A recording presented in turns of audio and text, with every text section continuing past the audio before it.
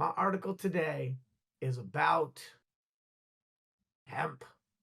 So, in the 7 Days website, my article is Federal Hemp Regulations Trip Up Vermont Growers. Let's get to it. This one's a mouthful. In 2018, Sam Bellavance decided to take a chance on cannabis. That year, Congress legalized commercial production of hemp, and Bellavance saw an opportunity to diversify his family's dairy farm.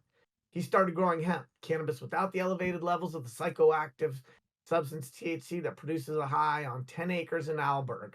He hoped to establish himself in the burgeoning business of CBD, a non intoxicating cannabis compound marketed as an alternative health product. Bellavance company Sunset Lake Craft CBD created tinctures, topical oils, and even dog snacks. Sales increased each year. So when Vermont legalized the other kind of cannabis, the one with the high inducing levels of THC, Bellavance saw a chance to diversify even further. Last year, he planted a large marijuana crop, keeping the new venture separate from his hemp and CBD business.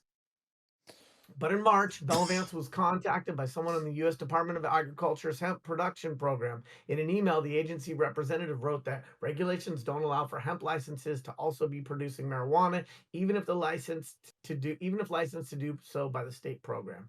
The email said Bellavance would need to surrender either his federal hemp license or his state recreational cannabis license. He was fluxumed, which is a journalistic way of saying mad as fuck. It's like saying you can grow apples, but you can't grow pears, Bellavance said. While dozens of states have legalized marijuana, it remains illegal under federal law, classified as a Schedule 1 drug on par with heroin, LSD, and ecstasy. That means those growing for Vermont's recreational marijuana industry aren't eligible for federal loans, tax breaks, or relief during emergencies such as this summer's flooding. Since 2013, federal authorities have taken a hands-off approach and have not typically prosecuted people participating in regulated markets in states where marijuana has been legalized. But as the USDA's notice to Bellavance shows, federal regulators are still watching and sometimes ready to crack down, sometimes seemingly at random. No one interviewed by 7 Days, including an attorney who specializes in CBD and hemp compliance, had previously heard of a situation similar to Bellavance. At least 2 of the 33 Vermont hemp growers registered with the USDA are also licensed by the state to cultivate weed. Neither return requests for comments. A USDA spokesman did not respond to repeated requests for comment, even after agreeing to answer simple written questions. Vermont's regulators, too, were stumped by Bellavance's situation and are seeking clarity as they grapple with a largely unregulated hemp market and unpredictable federal oversight. Quote, it's not just confusion amongst hemp farmers, said James Pepper, chair of Vermont's Cannabis Control Board, which regulates the state's marijuana market. I think there's confusion at the USDA about if this is possible or not. Travis Samuels, co-owner of Zion Growers, an industrial hemp processor in St. Johnsbury, lamented the lack of clarity. It's hard for small farmers to know what they can and can't do and who they can and can't work with, he said. They can't just operate as a normal everyday business, which is really the whole idea of legalization. Vermont wasn't the first state to legalize recreational marijuana, but it was a trailblazer in the hemp world. The plant has been legal to grow in Vermont since 2013, before Congress passed the 2014 Farm Bill, which allowed states to set up hemp pilot programs. We designed a program that had standards for pesticides, pathogens, potency, mycotoxins, yeasts, and mold, said Carrie Guire, who spent almost 30 years with the Vermont Agency of Agriculture, Food and Markets. He is now compliance director for the Cannabis Control Board. No other state in the country was doing this. In the early days, hemp was a niche crop, and growers had trouble sourcing seeds because the plant was illegal under federal law. But by 2017, farmers were seeing green amongst the opportunity to grow the popular cannabinol, aka CBD. Congress gave large-scale hemp operations a green light in the 2018 Farm Bill. A number of licensed hemp growers in Vermont spiked from 85 in 2017 to 461 in 2018 and peaked the next year at 985 growers. But an oversupply and drop in demand for CBD caused a glut. The price of hemp plummeted in 19, and farmers were left in the lurch. Many transitioned to the legal marijuana market in 2022 once Vermont started issuing licenses for the nascent industry.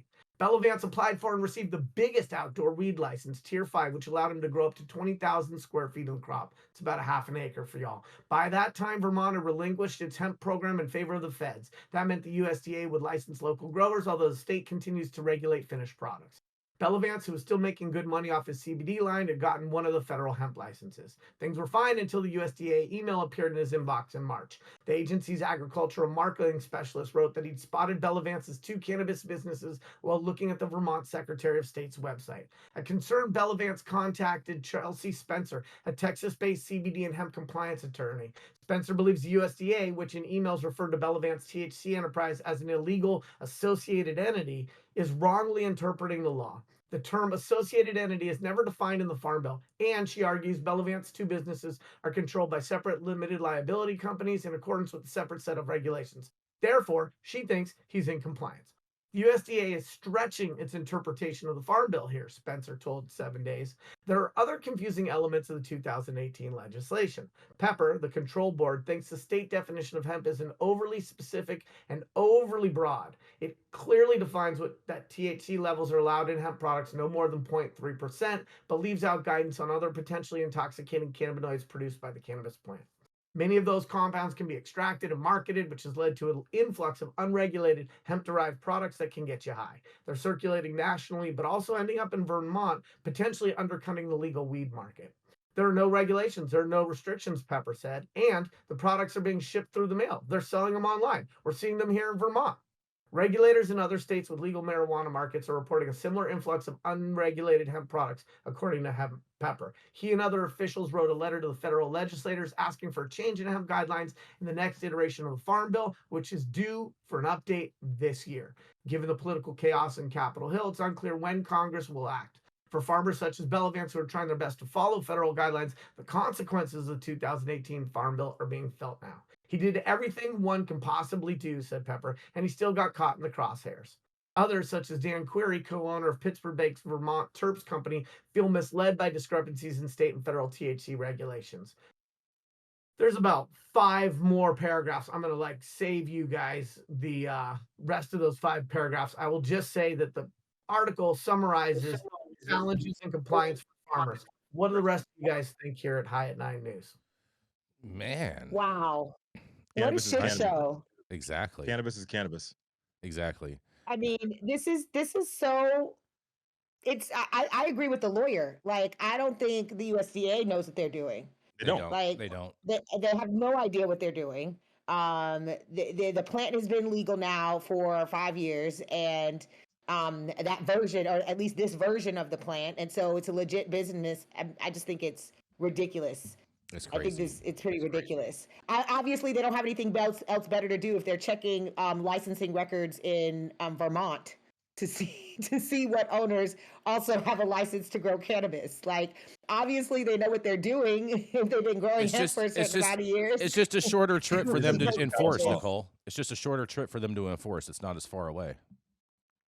It's Jeez. Mitch McConnell's fault. It's interesting that they're using the definition of entities, because when I think of entities, I think of legal bodies that are allowed to engage in commerce. I think of C corps, S corps, LLCs, limited partnerships, etc. And so I don't think of entities as meaning that those are defined as being on the same parcel or big piece of land. You could have a 400-acre farm, and if you've got a half an acre of cannabis on the east side and 5 acres of hemp on the west side, I don't think of entities as being defined by address, APN number, tax ID number for a particular parcel. So I do think this interpretation of entities, if they're different corporations that are set up to do business, is a curious approach. And I also think that we have to understand that entrepreneurs will always find the loopholes. Anything that's not Always. explicitly defined is always going to be a place that an entrepreneur tries to take advantage of ambiguity. There's profit and risk, and we're constantly trying to seek that balance. But in the absence of explicit direction, entrepreneurs are going to be entrepreneurs. And honestly, that's kind of what makes America great. Yeah. Again? That's right. Again. Yes. That's a Make America great again. yeah, that's a perfect segue for you guys, because